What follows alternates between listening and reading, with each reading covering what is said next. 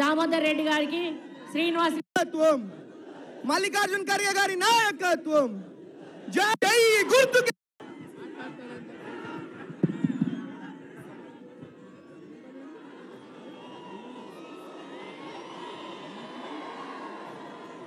మొదటిగా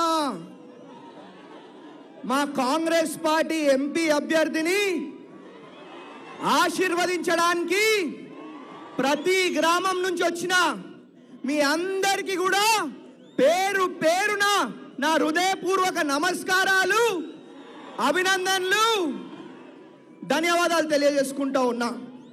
అందరూ ఒకసారి గట్టిగా చేతులు లేపాల. చెయ్యి గుర్తుకే, చెయ్యి గుర్తుకే, చెయ్యి గుర్తుకే.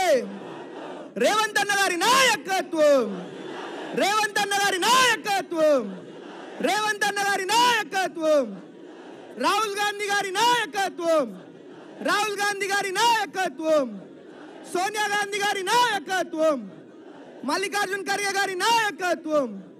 జై కాంగ్రెస్, జై రేవంత్ అన్న, గట్టిగా జై రేవంత్ అన్న.